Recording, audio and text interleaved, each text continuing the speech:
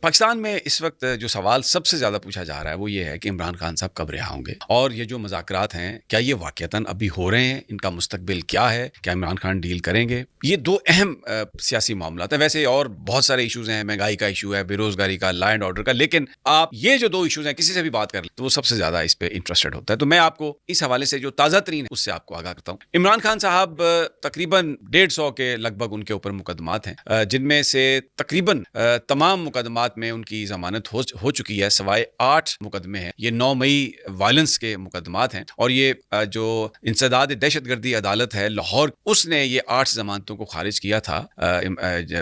عمران خان صاحب کی جو ضمانتیں تھیں ان کو اس نے خارج کیا تھا. تو اب اس پر جو فیصلہ ہوا ہے عمران خان صاحب کے وکلاء نے جو کیا ہے، انہوں نے لاہور ہائی کورٹ میں یہ درخواست ضمانت 8 مقدمات میں جمع کرا دیا. اب اگر ان 8 مقدمات میں ضمانت ہو جاتی ہے اور کوئی نیا مقدمہ درج نہیں کیا جاتا تو پھر عمران خان صاحب رہا ہو سکتے ہیں. دوسری بات یہ ہے کہ اگر 190 ملین پاؤنڈ اور توشہ خانہ بیچ میں یہ فیصلے اگر کر دیے گئے افراتفری میں، جلدی میں، جیسے ماضی میں ہوا، تو پھر ان سے بھی اگر سزا ہوئی تو ان کو بھی سسپینڈ کروانا ان کو پڑے گا باہر آنے کے لیے. اب لاہور ہائی کورٹ کو جو مقدمات ہیں اس میں جو اہم بات ہے وہ یہ ہے کہ اس سے پہلے انہی 8 مقدمات میں جو اے ٹی سی نے ریمانڈ دیا تھا عمران خان صاحب کا ایک واٹس ایپ کال پر ویڈیو لنک کے ذریعے، اس کو لاہور ہائی کورٹ نے خارج کر دیا تھا، اس فیصلے کو سسپینڈ کر دیا تھا پی ٹی آئی کے درخواست پر. اور ساتھ میں انہوں نے یہ بھی بڑے سوال کیے تھے کہ جب عمران خان صاحب وہاں پر موقع پر موجود ہی نہیں تھے اور کوئی کسی طریقے سے کوئی شواہد بھی پیش نہیں کیے گئے اور پورا 1 سال انویسٹیگیشن بھی نہیں کی گئی، تو اس لیے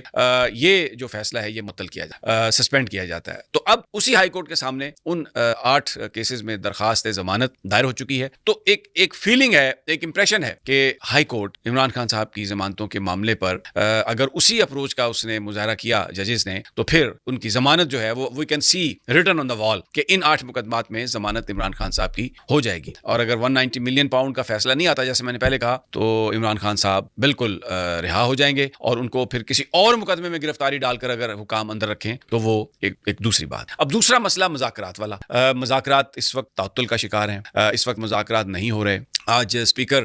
جو ہیں ایاز صادق، انہوں نے بھی ایک بیان جاری کیا، اس میں انہوں نے کہا، بڑا افسوس کا اظہار کیا اور یہ کہا کہ وہ کرنے کے لیے تیار ہیں یہ وہ. لیکن دوسری جانب سے جو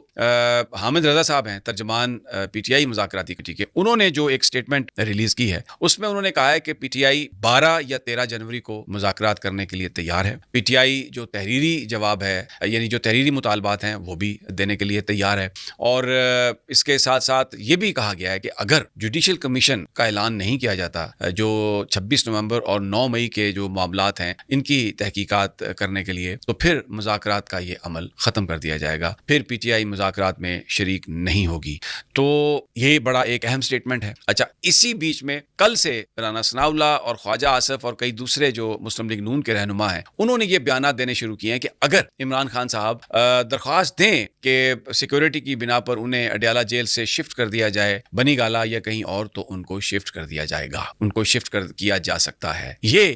جو بیانات ہیں یہ حکومتی وزراء کی طرف سے آ رہے ہیں، لیکن عمران خان یہ کئی دفعہ واضح کر چکے ہیں کہ وہ نہ کوئی ڈیل لیں گے، نہ کوئی ایگزیکٹو آرڈر لیں گے. ان کی جو ڈیمانڈ ہے وہ صرف یہی ہے کہ ابتدا میں جوڈیشل کمیشن بن جائے اور تمام پولیٹیکل پرزنرز کو ریلیز کر لیا جائے. عمران خان اپنے لیے رہائی نہیں مانگ رہے، جو دوسرے پولیٹیکل پرزنرز ہیں، سیاسی قیدی ہیں، ان کے لیے رہائی مانگ رہے ہیں، اور یہ کہہ رہے ہیں کہ پھر مذاکراتی عمل جو ہے حکومت کے ساتھ دوسرے معاملات جس میں مینڈیٹ، الیکشن سمبل، نئے انتخابات، فارم 47، فارم 45، یہ ساری چیزیں جو ہیں ان پر بات چیت کی جا سکتی. آج ایک اور امپورٹنٹ ڈیولپمنٹ ہے آپ کے لیے، جو الیکشنز ہو رہے ہیں وکلاء کے، اس میں جو لاہور بار کے الیکشنز ہیں ان میں تحریک انصاف کے جو حمایت یافتہ امیدوار ہیں وہ جیت گئے ہیں. صدر کے لیے مبشر رحمان صاحب اور جنرل سیکرٹری کے لیے شرجیل کھوکر اور نصیر بھلا اچھی خاصی اکثریت سے الیکشن جیتے ہیں. اب یہ الیکشن لاہور بار کے الیکشن ہے، ڈسٹرکٹ بار کے الیکشن، تو وہاں پر آپ کو پتہ ہے مریم نواز کی حکومت ہے پنجاب میں، لیکن اور پھر اعظم نذیر تارڑ اور احسن بھون بھی وہیں پر پریکٹس کرتے ہیں، ان کا بھی وہ کلا سمجھا جاتا ہے. تو وہاں سے اگر تحریک انصاف کے حمایت یافتہ وکلاء کامیاب ہوئے ہیں تو یہ ایک آپ کو ایک ایسی چیز نظر آتی ہے، ایک ٹرینڈ نظر آتا ہے ایسا کہ جو بتا رہا ہے کہ عمران خان کی پاپولیرٹی جو ہے وہ اس حوالے سے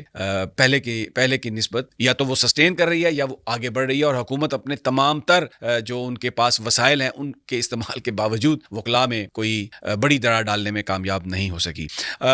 دوسرا مسئلہ جو ایک معاملہ ہے وہ شیر افضل مروت کا معاملہ ہے. انہوں نے جو سلمان نکم راجہ صاحب کے حوالے سے جو گفتگو کی تھی اس پہ علیمہ خان صاحبہ نے کہا کہ خان صاحب نے اس پر ناراضگی کا اظہار کیا, خفگی کا اظہار کیا, اس لیے ان کا یہ کہنا ہے کہ ان کے پاس یہ اختیار ہے کہ وہ اگر سلمان اکرم راجہ کو جنرل سیکرٹری بناتے ہیں تو وہی جنرل سیکرٹری ہوں گے. شیر افضل مروت کا ان معاملات سے تعلق نہیں ہے. ابھی تک شیر افضل مروت کو شوکاز نوٹس نہیں ہوا. ورکرز کی بہت بڑی تعداد جو ہے وہ یہ سمجھتی ہے کہ شیر افضل مروت ایک سازش کا شکار ہو رہے ہیں اور ان کے خلاف ایک پورا گیم پلان بنایا گیا. بہت سارے لوگ کہتے ہیں کہ وہ رانگ نمبر ہیں اور وہ اسٹیبلشمنٹ کے ساتھ انہوں نے کمپرومائز کر لیا اور وہ اس طرح کی باتیں پھیلا رہے ہیں جس سے کہ جو لیڈرشپ ہے اور ورکرز کے درمیان فاصلہ بڑھ رہا ہے اور ایک مایوسی پھیلانے والی وہ باتیں کر رہے ہیں. لیکن ابھی تک شوکاز نوٹس جاری نہیں ہوا. علی امین گنڈا پور نے ایک بیان دیا ہے, ایک گفتگو کی ہے جس میں انہوں نے کہا ہے کہ شیر افضل نے پارٹی کے لیے بڑی خدمات دی ہیں اور وہ پارٹی کے ساتھ مخلص ہیں. کبھی کبھی وہ کریز سے باہر آ کر کھیلتے ہیں لیکن وہ پارٹی کے ساتھ مخلص ہیں اور پارٹی کے لیے ان کی ہمیشہ سے جو خدمات ہیں وہ یاد رکھی جاتی ہیں اور وہ ابھی بھی ایک بہتر رول پلے کر سکتے ہیں.